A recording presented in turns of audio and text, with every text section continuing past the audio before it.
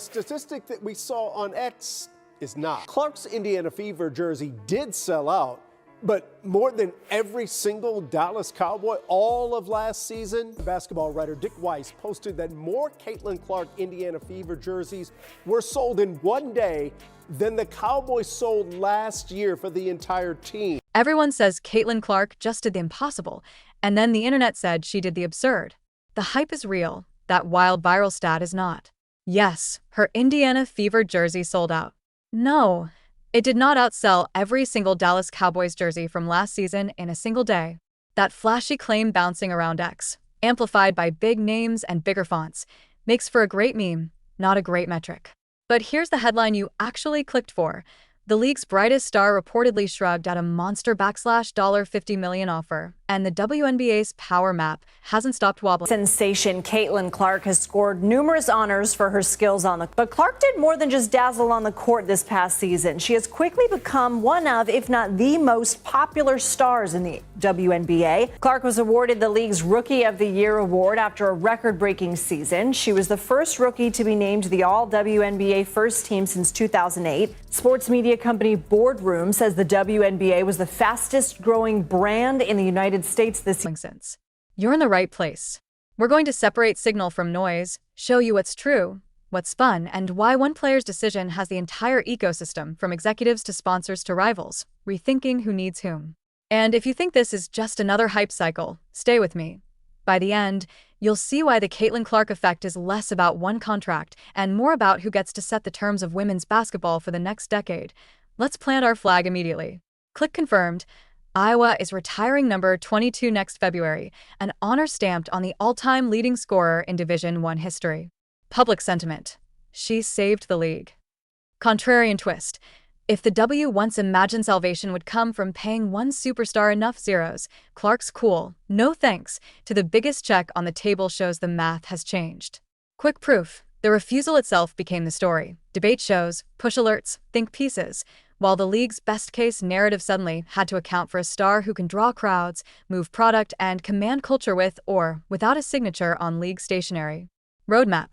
We'll debunk the jersey myth, walk through how the business got built around her before she played a pro minute, show how those bets paid off fast, and then rip into the uncomfortable truth the refusal exposed, why real, durable growth can't hinge on a single pen stroke, and why the power now lives where the audience already is. Start with the myth, because myths are short, loud, and sticky. The X post that said she sold more Fever jerseys in a day than the entire Cowboys sold all last year?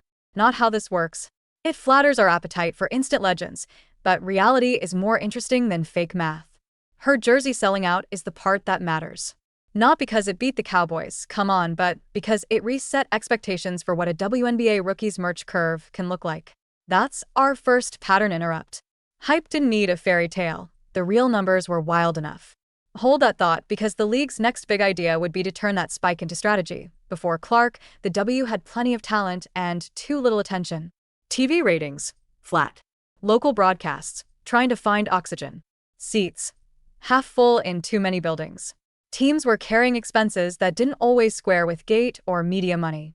For years, conversations sounded like crisis management rather than growth planning. And then a college phenom started playing arena shows. Clark's Iowa nights were not games so much as festivals. Campers in line, parents trading shifts to hold a place, secondary markets behaving like tour stops.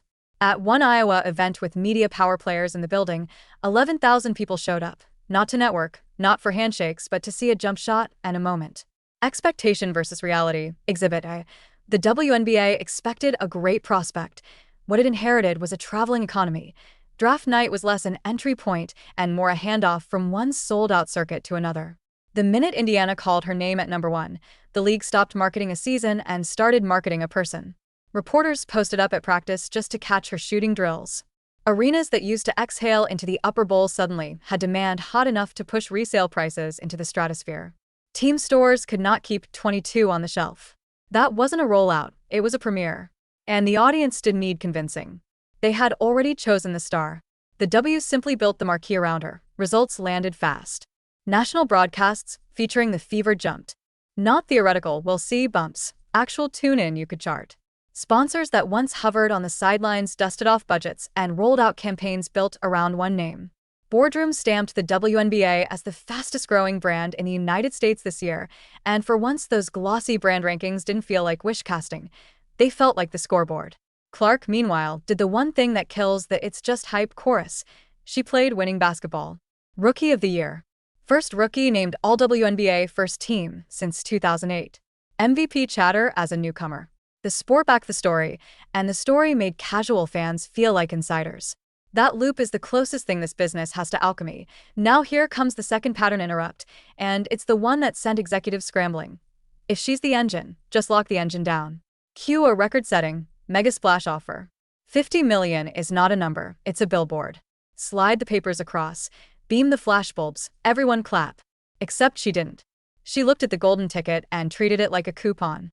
That shrug was the loudest sound of the year. Why? Because it inverted the relationship everyone thought they understood. The league expected gratitude. The star returned perspective. When endorsements, audience devotion, and cultural currency already build a mountain under you, another check, no matter how big, stops being a lifeline and starts being an option.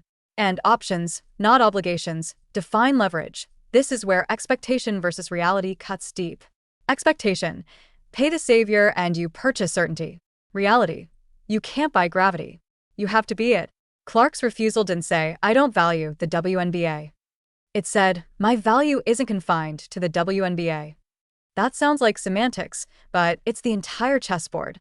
If a star is already a distribution network, one clip, one quote, one game turning into a week's worth of conversation, then the league is no longer the sole gateway to attention or money.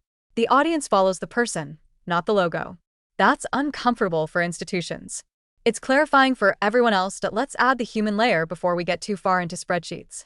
Clark hasn't ducked the tougher conversations. She has said out loud, with a level of humility most professionals never reach, that she's earned what she's earned, and she also recognizes the privilege at play, namely, the way a white superstar can be celebrated by segments of media and corporate America in ways black players before her were not, despite building the league with their talent, winning, and culture year after year. That's not a PR line. That's a permission structure for the conversation to grow up. Because if we're honest, the sport's recent explosion is layered. It's Clark's meteoric draw. It's Dawn Staley's South Carolina juggernaut rewriting the standard. It's veterans who bled for the league when cameras weren't there. It's rivals raising the bar because someone forced the country to pay attention. The new money doesn't cancel that history. It proves it. Back to the court, because the court is the only lie detector that lasts. After losing to Staley's squad in the college title game, Clark walked into the pros and played like an answer key. The stepbacks came with receipts.